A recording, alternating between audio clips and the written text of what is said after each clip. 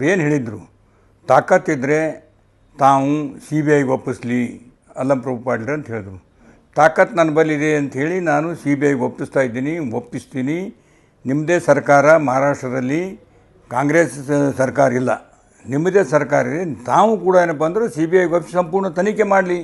ಲಿಂಗರಾಜ್ ಕಣ್ಣಿ ಯಾವ ಗಾಡಿ ತೊಗೊಂಡು ಹೋದ, ಎಷ್ಟು ಲೋಡ್ ಏನಪ್ಪ ಅಂದ್ರೆ ಮಾರ್ಯಾನ, ಯಾರ್ಯಾರಿಗೆ ಮಾರ್ಯಾನ, ಎಲ್ಲಿ ತಂದು ಮಾರ್ದ, ಸಂಪೂರ್ಣ ತನಿಖೆ ಆಗಲಿ ಅಂತ ನಾನು ಸಿ ಬಿ ಐಗೆ ನಾನು ಬರಿತೀನಿ. ನೀವು ಬರೆದು ನೀವು ನಿಮ್ಮದೇ ಸರ್ಕಾರದ ಎಂಕ್ವೈರಿ ಮಾಡಿಸ್ರಿ, ಕರ್ನಾಟಕ ಸರ್ಕಾರಕ್ಕೂ ಬರಿತೀನಿ ಅಂತ ಹೇಳಿದ್ದೀನಿ ನಾನು.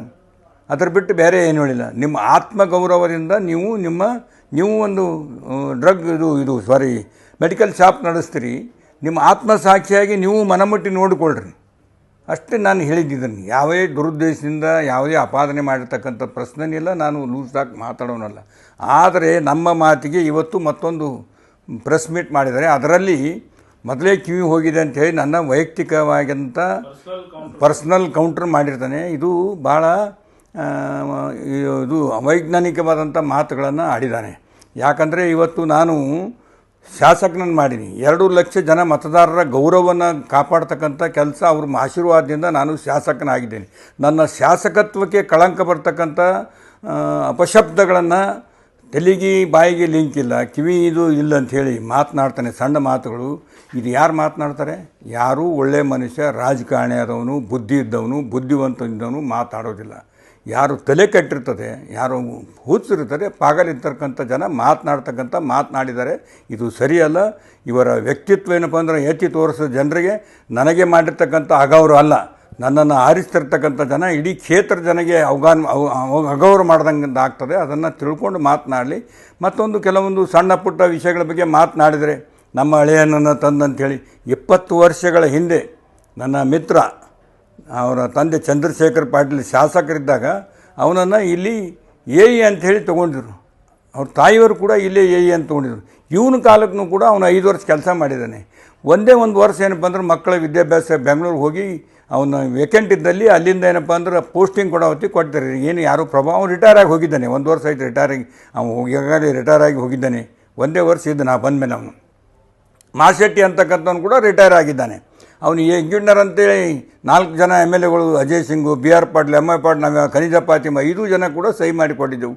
ಕಾರಣಾಂತರಗಳಿಂದ ಆಗಲಿಲ್ಲ. ಲ್ಯಾಂಡ್ ಆರ್ಮಿಗೆ ಹಾಕಿದ್ರು. ಅವನು ಲ್ಯಾಂಡ್ ಆರ್ಮಿಗೆ ಕೆಲಸ ಮಾಡಿ ಒಳ್ಳೆ ಹೆಸರು ತೊಗೊಂಡೇನಪ್ಪ ಅಂದ್ರೆ ಅವನು ಕೂಡ ಮನೆಗೆ ಹೋಗ್ಯಾನ ರಿಟೈರ್ ಆಗಿ. ಆ ಪ್ರಶ್ನೆ ಏನಿಲ್ಲ. ನನ್ನ ಮಗನ ಬಗ್ಗೆ ಮಾತನಾಡಿದ್ದಾನೆ.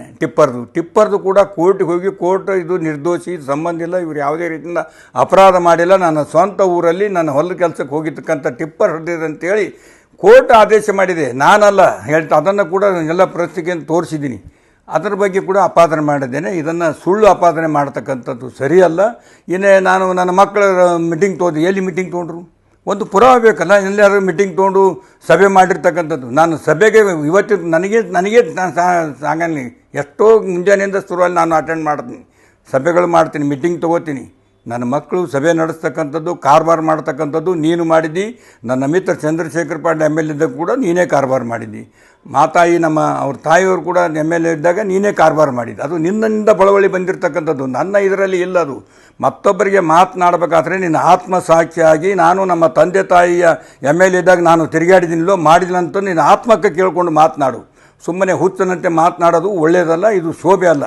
ಇದನ್ನು ನಾನು ಖಡಾಖಂಡಿತವಾಗಿ ನನ್ನ ಮೇಲೇನು ಏಕವಚನದಿಂದ, ಸಣ್ಣ ಬಾಯಿಯಿಂದ, ಕಿವಿ ಸರಿಯಿಲ್ಲ, ಬಾಯಿ ತಲೆಯಿಂದ ಇದು ಹುಸ್ತನ್ನು ಮಾತನಾಡೋದು ಬಿಡಬೇಕು. ವೈಯಕ್ತಿಕವಾಗಿ ರಾಜಕೀಯದಲ್ಲಿ ಇಂಥ ದ್ವೇಷದ ಮಾತುಗಳನ್ನು ಆಡಬಾರ್ದು. HSDP ತನಿಖೆ ಮಾಡು ತನಿಖೆ. ಯಾರು ಮಾಡಂದ್ರೆ ನೀನು 1921ರಲ್ಲಿ ಪ್ರಾರಂಭ ಆಗಿರ್ತಕ್ಕಂಥ 2021ರಲ್ಲಿ ಪ್ರಾರಂಭ ಆಗಿರ್ತಕ್ಕಂಥ ಟೆಂಡರ್ ಆಗಿರ್ತಕ್ಕಂಥ ಕೆಲಸ ಇನ್ನೂ ಮುಗಿದಿಲ್ಲ. ನಾನು ಬಂದ ಮೇಲೆ HSDP 10 ತಿಂಗಳಲ್ಲಿ ಬಂದರೆ ಕೆಲಸ ಪ್ರಾರಂಭ ಮಾಡಿ ಮುಗಿಸಿದ್ದಾರೆ. ಕೆಲಸ ಕೂಡ ಅರ್ಥ ತಿಳ್ಕೊಂಡು ಮಾತನಾಡಲಿ. ಸುಮ್ಮನೆ ಯಾರಿಗೇನಪ್ಪ ಅಂದ್ರೆ ಯಾರಾದರೂ ಟೆಂಡರ್ ತೊಗೋತಾರೆ, ಕಾಂಟ್ರಾಕ್ಟ್ ಕೊಡ್ತಾರೆ. ನನ್ನ ಕೆಲಸ ಅಲ್ಲದು ಟೆಂಡರ್ ತೊಗೊಳ್ತಕ್ಕಂಥದ್ದು, ಕೊಡ್ತಕ್ಕಂಥದ್ದು. ಇದನ್ನು ಸುಮ್ಮನೆ ಏನಪ್ಪ ಅಂದ್ರೆ ಅಪಾದನೆ ಮಾಡ್ತಕ್ಕಂಥದ್ದು ಸರಿಯಲ್ಲ ಅಂಥೇಳಿ ನಾನು ಹೇಳ್ತೀನಿ.